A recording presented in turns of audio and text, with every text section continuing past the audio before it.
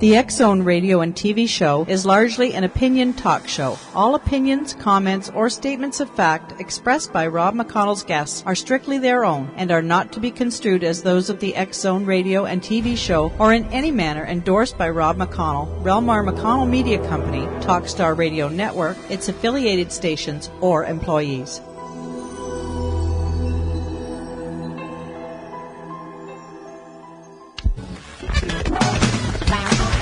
All Hit Radio.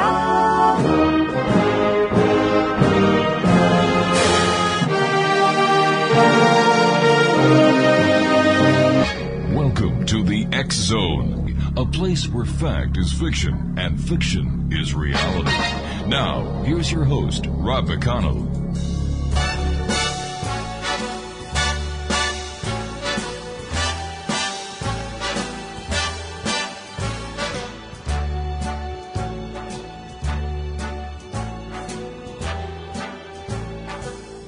Start spreading the news. I'm leaving today. I want to be a part of it. New York, New York. These vagabond shoes are longing to stray right through the very heart of it, New York, New York. And welcome back to the X Zone, everyone. My name is Rob McConnell. We're coming to you from our studios in Hamilton, Ontario, Canada, on the Talkstar Radio Network and the X Zone Broadcast Network and our growing family of broadcast affiliates right across Canada, the United States, Central America, the Caribbean, South America, the Pacific Rim, Australia. And now, if you see our coverage map, you see all of Asia, India, Africa, and Europe. If you'd like to give us a call, toll-free worldwide, 1-800-610-7035. That is toll-free worldwide, 1-800-610-7035. My email address is xzone@xzoneradiotv.com. On MSN Messenger, xzoneradiotv@hotmail.com. And our website, www.xzoneradiotv.com. Before I get to our final guest of tonight's show, X-Zone Nation, I have to tell you of something that just drove me up the wall. And it takes a lot for me to get driven up the wall, usually a car. But just imagine this. I received a press release, or a prediction release from psychic Elizabeth Joyce yesterday afternoon, about 3 or 4 o'clock in the afternoon, and in the prediction sheet, she had all these different predictions, except the one that would have proven beyond the shadow of a doubt that she was truly psychic. Guess which one it was? That's right, the earthquake that happened last evening in California and Mexico, 7.2 magnitude earthquake, and she missed it. So if you go to www.xzonetv.com, I did an X-Zone news flash, and it's up on our video at www.xzonetv.com. You know what I'm going to do for you, X-Zone Nation? When we come back from the news at the bottom of the hour, I'm going to play it for you, just in case you're driving in your car somewhere and you can't get home right away, but it's really eating at you that you've got to hear it. I'll play that during the third segment when we come back from the news. X-Zone Nation, my guest this hour is the reason I played New York, New York when we came back. Her name is Francine Trevens, and she is in the Big Apple. She told me before we went on air, less than 2 blocks away from the big department store. Can you believe that? The Big Apple. Francine, welcome to the X-Zone. How are things in the beautiful Big Apple of New York City? Hot and sunny today. Reminds me of a girl I once went out with. Good for you. You are the author of many books, many poems, plays, but when we come back from the commercial break that we're going to have to take in a very short minute and a half from now, I'd like to talk to you about story of fairies, elves, and little people, as well as something called Imagics. How does that sound? Sounds great to me. Now, They're my books. Yeah. Now, of course, yeah. Talk about self-publishing here, eh? Listen, before we go to the break, I have to ask you, are you a believer in all things paranormal? I have questions about some, but I know that there are things out there we don't know yet. Sounds like a plan to me. Stand by, Francine. Exonation, Okay. Francine Trevens is our very special guest. And when we come back, we'll be talking about the paranormal and Imagics when we come back on the other side with Francine.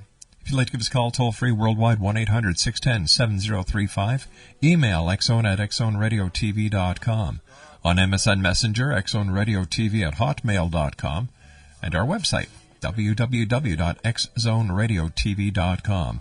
And to see my news flash about Elizabeth Joyce and her predictions, which she sent out yesterday afternoon but missed the big earthquake last evening. How she did that, God only knows.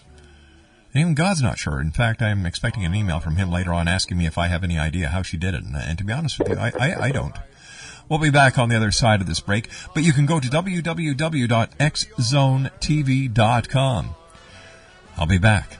Don't go away. I want to wake up in a city that doesn't sleep.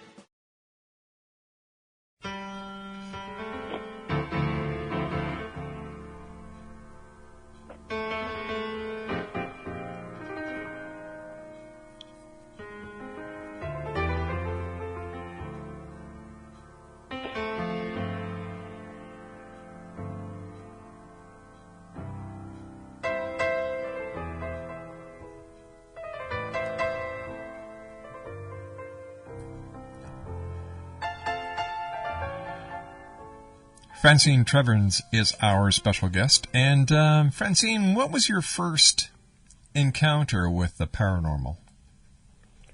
Well, when I was a kid, apparently, I don't remember this, but my mother told me, I used to have convulsions whenever I cut a tooth, and then I'd fall asleep, and when I woke up, I would tell her that I had this kind of strange nightmare, and whatever nightmare I told her, she claimed 90% of them came true. But I didn't know that was paranormal. I just thought that was normal. Yeah, it's funny because most kids call normal what us grown-ups, or most grown-ups call paranormal, but to them it's very real. My daughter, Belinda, had imaginary friends. Now, were they imaginary? Everybody? Yeah. And I was not one to say, well, no, there's no one there, sweetheart. Like, if you see them, that's okay. I think every child sees what adults don't see anymore, but like I said, kids call what we call paranormal normal. Tell me about Imagics. My family apparently had strange things happening to them for over 100 years. The first time I heard of anything was something that happened in around 1890 when my grandmother was in Russia, and she was trying to walk, and suddenly she said there was she couldn't see it, but there was a wall. She couldn't go forward. So she crossed the street and went down a little alleyway, and 2 minutes later, the Cossacks came, and she would have been destroyed had she not hit that imaginary wall, or invisible wall anyway. And she and I started exchanging stories of weird things that had happened to us. And when I grew up, very much up, I started writing stories about them, and I fictionalized a lot of it because it was about my family. There were people alive that might be insulted or hurt or exposed by what I wrote, so I made it into a bunch of short stories. I sold several of them in various places, and then put the book together and called it Imagics and Other Family Stories. And that's how it came about. It was fictionalized versions of actual things that happened. The only absolutely true story in the book is the very last one, which is the return of my father's ghost to his house. And that's how it is. What has been the most paranormal experience that you have ever had? My father had a heart attack, and I was visiting him in the hospital, and he'd been in a coma for 2 days, and the nurse said it didn't look good. I went into his room. We were allowed in for 2 minutes. And all of a sudden, I just heard myself saying, "You've got to live, Daddy, because I'm pregnant, and you've got to be a grandpa to the baby." I did not know I was pregnant until 3.5 weeks later. But something inside of me knew, told him. He woke up the next morning and told the nurse, I have to live. I'm going to be a grandpa. I think that was one of the most amazing things that happened to me, and one of the most satisfying. Now, are you the only person in your family that is gifted? I don't believe so. When I was very much younger, I went to the Boston Museum of Fine Arts, and there's a room there from colonial America. Mm-hmm. And when I went into that room, I heard voices, and I had to leave. I was scared. When I took my daughter to the same room many, many years later, she said, can we please go? I don't like the whispers. That's my younger daughter. So, yes, I would say that we have this in my generation. We had it in my grandmother's generation, and my mother and I definitely had it. I'd come home from work exhausted, and she'd call up to ask what was wrong the minute I walked in the door. And this is after I was married. So I would say certainly the women in our family have this special gift of being attached to each other or being attached to something out there. Now, why did you fictionalize the events in Imagics and other family stories? As I said, a lot of these people were still alive, and they weren't necessarily represented in a complimentary way. Their children were alive, and I didn't want anybody feeling that I had insulted or hurt or gave away anything that they didn't want to have known. So I thought it was easier to fictionalize it, besides which I'm basically a writer, and I start out with what happened and then say what if. And so they became stories. Right now I'm working on a memoir, and I'll tell the truth of these stories eventually.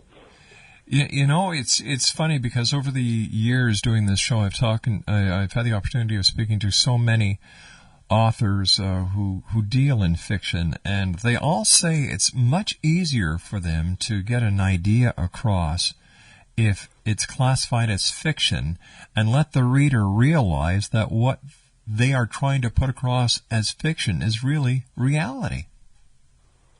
I think that may be part of it too, but as a writer, I think I always want to improve on reality, and that's something a writer can do. Or you sort of play God with the actual incident. Exonation, our very special guest this hour is Francine Trevens, and we're talking to Francine about paranormal activity, and she wrote a book entitled Stories of Fairies, Elves, and Little People. And what's that book all about? Literally what it says. They were just stories, mostly of children and elves, or just among themselves, elves, leprechauns, trolls. I had just moved back to New York with my kids after a divorce. We needed money, and I was offered this opportunity to write a book for Waldman Publishing, and I said, okay. They gave me a choice of subjects, and this one appealed to me very much because when I was little, I definitely believed in fairies and elves, and I was a little people, so it became a title that I loved. Then I wrote a number of stories about these various characters, like a troll who's always supposed to be so nasty and mean, and he was a nice troll. And the trolls thought he was terrible because he was nice. That's not the way trolls are supposed to be. And what I was trying to do in it is let children know that you don't have to be what your father or mother were. You are who you are, and you make your own good fortune or bad fortune. That's how I came to write it. Do you think that there are more people in society today who believe in the paranormal but keep that information hushed up inside of them because they don't want to appear to be silly to others who don't believe?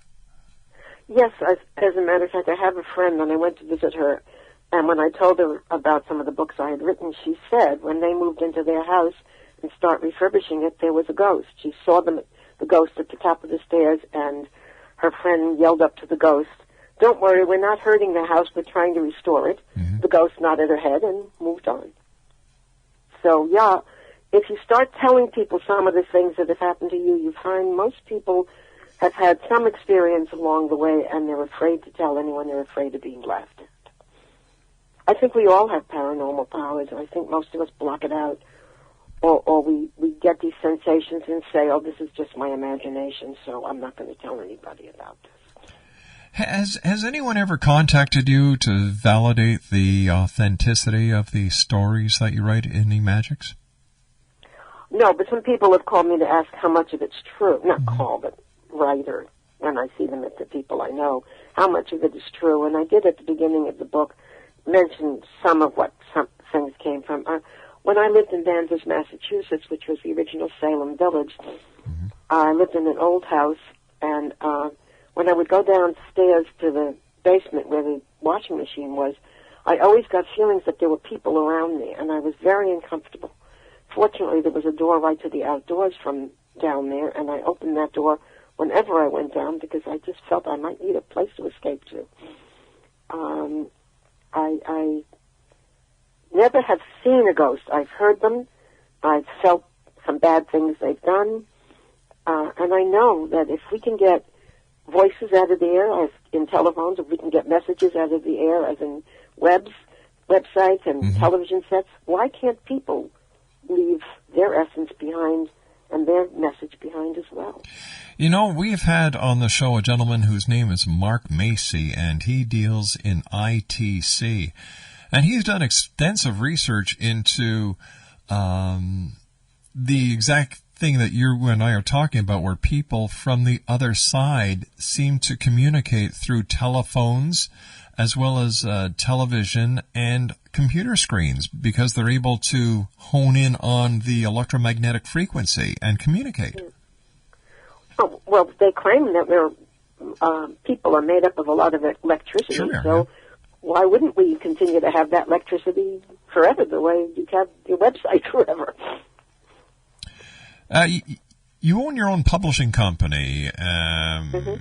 What's it like being a publisher in today's electronic age? It's like hell. I don't believe in a real hell, but I believe in one when you're still alive, and boy, it's tough. It's very tough. Sometimes I think the computer has a mind of its own, and I'll be writing something and it won't write it. And sometimes it changes something, and it's proofreading is the real problem, to catch all the mistakes that you didn't know you'd made. You mean the thesaurus and the spell check aren't really that dependable? Boy, am I in trouble. Spell check's hopeless. If you rely on spell check, you're going to have more mistakes than you had to start with. It really takes the human eye and brain. But you know, for the people who, let me try and explain this before I put my foot totally down my mouth, but down my throat with this one. For those people who just haven't got what it takes to present a manuscript to a publishing house, and even if they do, it gets rejected, the internet and self-publishing certainly is a tool that they use. In your opinion, as the owner of a publishing house, and as well as a highly recognized author, do you think that people who self-publish should be writing books? I think everybody should express themselves in what other artistic way they can. And I publish a lot of authors other than myself. I only started publishing myself in the last 5 years, and I've been in publishing for 16 years. We got a lot of really bad manuscripts. We got some that were very good but just didn't fit what we were trying to do. And yes, I think everybody should publish or paint or go on a stage and act if they can, because you get one life and you might as well live it as fully as you want to. And you're here for a good time, not for a long time. Right. You and I have to take a commercial break. Please stand by. Francine Trevens is our special guest. We're talking to Francine about the paranormal. She's the author of Stories of Fairies, Elves, and Little People. We'll be back after the news. Don't go away.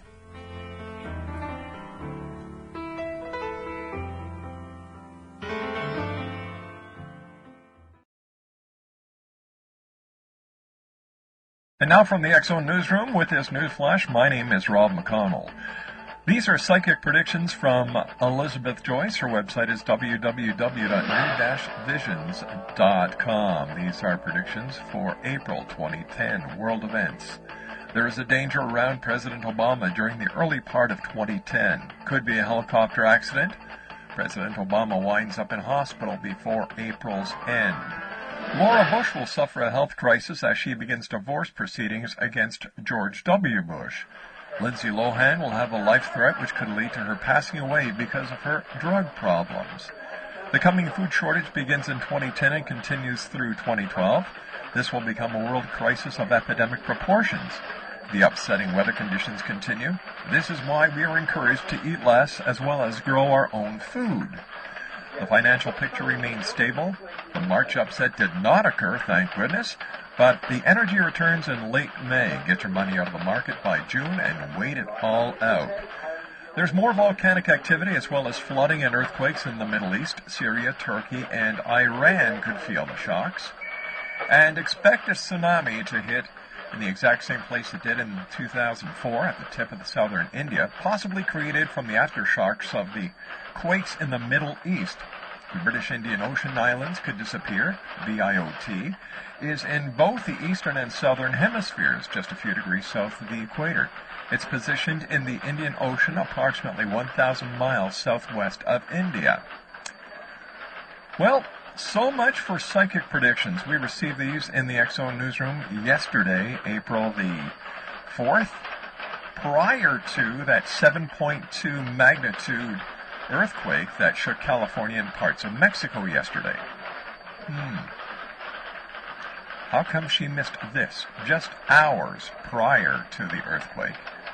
And it also reminds me of Pastor Harry, who predicted a meteorite or a comet would have a striking impact in the state of Utah in March. That never happened.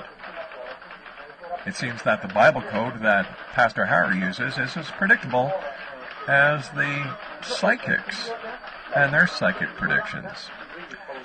As anticipated, we did receive a rebuttal from Elizabeth Joyce based on our emailing to the members of the X-Zone Nation. She said, "Hi Rob, like I said, the underground plates are moving. I have predicted an earthquake a month, and we are pretty close. We had volcanic eruption in March. I had said California would quake at the end of March, and there is more to come from that area, as well as Vesuvius in Italy and El Salvador. Yellowstone should erupt sometime in midsummer." Just putting this on the record. Well, I'm sorry. It's on the record, but disputed. For the X-Zone News, I am Rob McConnell.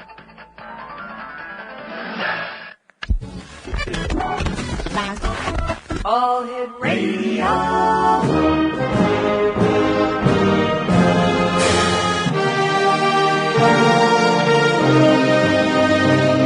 Welcome to the X-Zone, a place where fact is fiction and fiction is reality. Now, here's your host, Rob McConnell.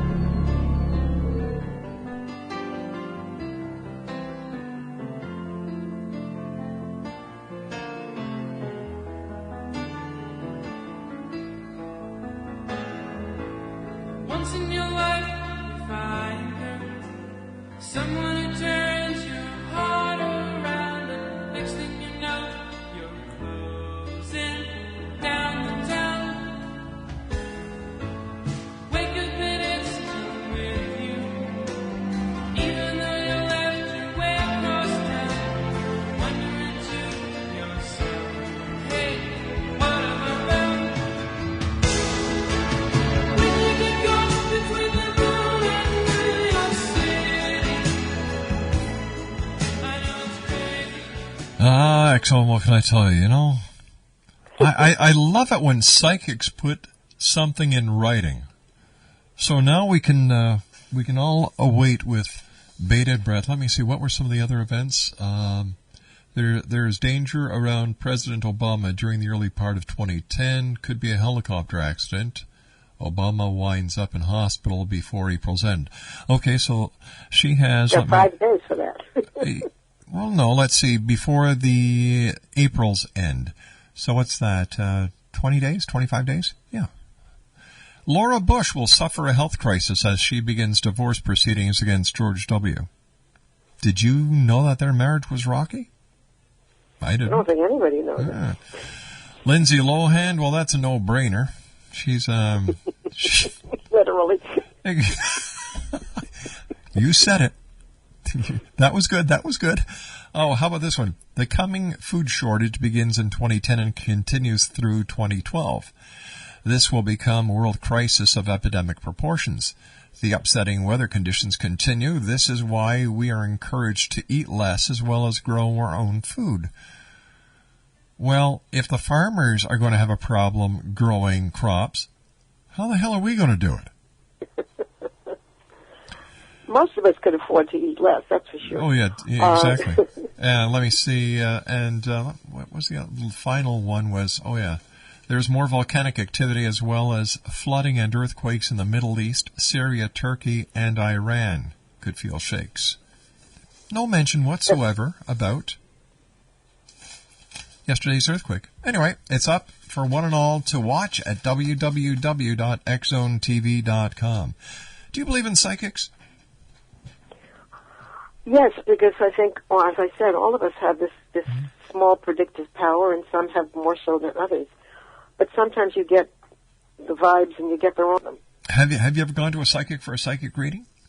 No, but I have personally, been in the kitchen washing dishes, and suddenly I turn off the water and I'll go to the phone, and before it even rings, I know who's going to be there, and I pick up the phone and they're there. Yeah. Or I'll think I haven't heard from somebody in a while, and I'll get an email 10 minutes later. So I feel that, there's something as I said, we all have slightly psychic powers. They may not be as predictive as or important as other people's. You know, there's one ability that no one who's a parent can dispute, and that is the ability of a parent to know when something is wrong with one of their children. Oh, yes. Yeah. I definitely had that with my daughter when my younger daughter was at camp, and I was gardening, and I heard her call me 3 or 4 times. I even looked up at the window. I thought, oh, I'm hearing things. I went back and did some more gardening, and she gave a shriek, and I went running up the stairs. Of course, she wasn't there. And 3 days later, I got a letter from the camp that she had suffered a mild concussion. She was perfectly all right. They didn't want to alarm me when it happened, and it was the exact time when I heard her calling me. Oh, my gosh. Yes, parents, no, definitely. I have to ask you, do you watch TV shows or films about paranormal experiences? And if so, how do you relate to them? With an open mind, basically. I feel, as I said before, that there's a lot out there that we don't know about. And I enjoy medium. I enjoy ghost whisperer. I have not talked. Well, I did talk to a ghost. I talked to ghosts that are living here. But basically, I've never actually seen them, and they don't come to me for any help because I don't think I could help them. But I believe they're there. I believe that there are bad vibes in certain places, and there are good. And you as a parent, Rob, must certainly have had occasions where you sensed something was wrong with your child. Many times, and this is why I believe this with all my heart, that parents are living proof that there is a connection, whether you want to call it ESP, whether you want to call it psychic ability, whatever. It is real with parents. But when psychics go out and do their little carniacs, and they charge people money for it. And when you get a psychic who actually says that, Mrs. George Bush is going to be facing a health crisis as she begins divorce proceedings against George W., that is scary. Yeah, it is to me, because I think Laura is one of those women who would stick by her man no matter what he did, because she's just an old-fashioned, good-hearted woman. Yeah. That's how I feel. So to me, it's almost a nasty prediction, but if she saw it and she believes it, I don't believe in necessarily publishing predictions, because I think you put yourself on the line and you can make yourself look foolish. The only reason we did what we did with that story was the fact that you're sending people out predictions, and the biggest prediction that you should have been able to see was right before your eyes, and you missed it. So this in my opinion, puts anything else that is being said into total jeopardy. Well, I don't know. I mean, in everyday life, I mean, you plan certain things or do certain things. We all make errors, and I suppose psychics have a right to make errors too, or to misread what they think they're seeing or what they think they're hearing. So but I would never pay anybody for a prediction, because I get my own predictions. I wake up in the morning and feel something is off kilter, and later in the day I find out what it was. And you asked before about why I fictionalized what I wrote in the Imagics. Yeah. I fictionalize everything. I've got some plays and a new book that I just brought out called Short Plays to Long Remember, and 3 of the plays in there are mine, and all of them are based on things that actually happened with my family, but they're fictionalized, because you can have more leeway with fiction, and no matter how much of it is true, by saying it's fiction, those who might be inclined not to believe are more apt, as you said before, Rob, to believe, because it makes sense as fiction, where they might be afraid of it as fact. I understand that you're also a published poet. Oh, yeah. I've had 2 large collections of poetry published and gotten wonderful reviews on both of them. And I began as a poet. I mean, I wrote a poem before I could write. I was in the bathtub when I was just 6 years old and yelled for my mother to get me paper and pencil and come in right away, and she took down a poem, a ridiculous little 4-line poem about Easter. But, and I've been writing poetry and selling it since I was 12 years old, and that was my main interest at the beginning. But as the world expanded and I expanded, I went more into the stories and articles and novels and plays. So, can you remember that 4-line poem that you wrote at 6? Yeah, probably. Easter is a merry day. All the children like to play. Children dance. Children sing. Color eggs. Welcome spring. Wow, at 6. That was it. At 6. But my mother always read to me from Robert Louis Stevenson's Child's Garden of Verses, which I adored. And she tried reading to me from Stevenson's books, but I didn't like those because those were about boys. And she tried reading to me from Dickens, and I didn't like those because all the girls were stupid. So we went back to Robert Louis Stevenson's poems all the time. And in fact, I've introduced my grandchildren to them, and I have one grandson who's, I think, going to be a poet because he's writing poetry now at 11, and his teacher thinks his poetry is wonderful. So. My next question to you is as Francine, the mum and grandmother, not Francine Trevens, the publisher, okay? How important is taking time to read to your children? Vital. Most kids today get too much homework, and they think they hate books. By reading to them and reading with them, which is what I do with my kids, I'll read a page, and my older grandson will read a page, and then maybe my granddaughter will read a page, and then I'll read one again. And it makes the reading become a game, and it also makes it more alive for them. I think that if you don't introduce children very early to some sort of literature, they're losing a great part of their youth. They're spending too much time with video games that don't require brains, but just require that you gobble up every enemy. And they end up thinking that you can keep gobbling up enemies and the enemies will keep coming back and forget what life really is about. So I think reading to or with kids, I couldn't imagine not having been read to as a kid or not reading to or seeing my kids read to their children. All right, now this question is to Francine Trevens, the publisher. With all the new electronic applications that are coming out now, we've got the Kindle, we've got the new Apple Pad that came out. And Barnes & Noble came out with the Nook. Yeah. Yeah, there are thousands of them. Is this an asset to you as a publisher? I haven't used it yet, but I'm going to use it for this new book of short plays because my own daughter, my younger daughter, who also writes, got a Kindle, and she thinks it's the greatest thing on earth because she can download all these books, and wherever she is, she's not carrying around a pile of books, but she can read something and enjoy it, even if it's only 3 pages while she's waiting in line. And since she has to tote books back and forth from school because she's a teacher, she'd rather not have to carry hard books. And so the new book, Short Place to Long Remember, is going to become an e-book probably next fall. And you get less money from an e-book as a publisher, but in the long run, it doesn't cost you anything. Yeah. Once it's out there, it's out there. And I have one friend who publishes everything he does on e-books, and he says he makes more money as a result because a lot of people go out and they buy the hardcover book to give to a friend. But so it's an asset to publishers. But what about a new author who decides to publish everything electronically? How does he make money? I don't really know unless he goes through one of the bigger companies.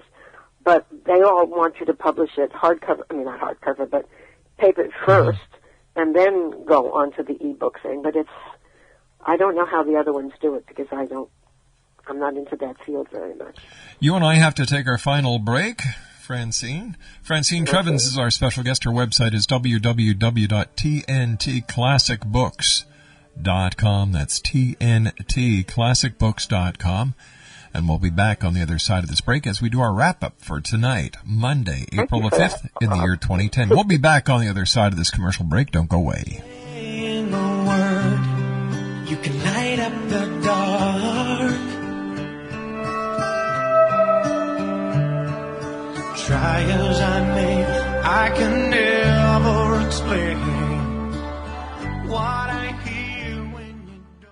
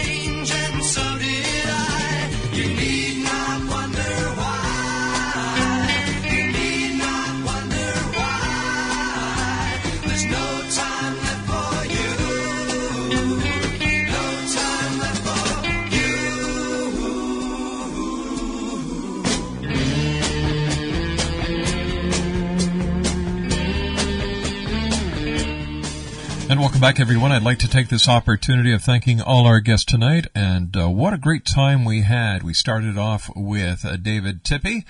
We were talking about health. Peter Kling and I were discussing the end times and letters to Earth, how to avoid Armageddon. Cyan Rose Jensen shared her tragic story of the homicide of her daughter and the paranormal events that surrounded it. And, how she's doing a book now with a playwright, and the last 5 chapters of the book are actually being done by the person who murdered her daughter, who knew her for the last period of time in her life. And my guest this hour is Francine Trevens. We've been talking to Francine about everything about publishing, about the books she's written on the paranormal, stories of fairies, elves, and little people, and Imagics. And if you'd like more information on Francine, her website is www.tntclassicbooks.com. That's www.tntclassicbooks.com. Francine, you said during the commercial break that people really do not need psychics, that they can have more confidence if they just listen to themselves. I really believe that. I believe that there's a little voice inside of us, whether it's Jiminy Cricket or somebody else, that pretty much tells us when we're going off the beaten path or when something's going to happen, and if we just follow our instincts. I remember when I went for my first job in New York for a publisher, and it was McFadden Publishers, and it was True Love Stories, and one of the questions the woman asked me, the editor, Meg Kelly, said, how long have you been reading confession magazines? I said, I've never read one in my life. And if anybody would say that's the wrong thing to say, but she was delighted that I was honest.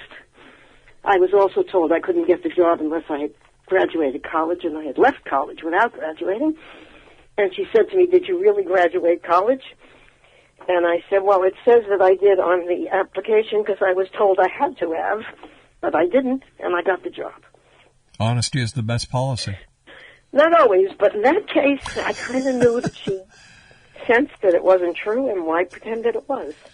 Francine, I want to thank you so much for joining us tonight here on the X Zone. It's been a great pleasure talking to you. Continued success. And I look forward to talking to you the next time you and I meet here in the X Zone. Okay. Best of luck to you and to the show. Thank you very much, dear. Bye-bye. Francine Trevens, www.tntclassicbooks.com. That's www.tntclassicbooks.com. Well, that's it for tonight, everyone. I'd like to thank our producers and all the affiliates who carry the X Zone around the world. And I'd like to thank you, the members of the X Zone, for allowing us to be part of your day, your night, no matter where you are in this great big world of ours.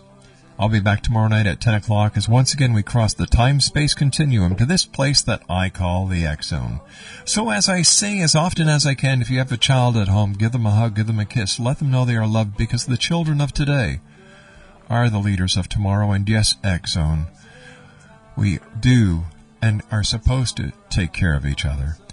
So until tomorrow night, always remember to keep your eyes to the sky and your heart to the light. Good night now.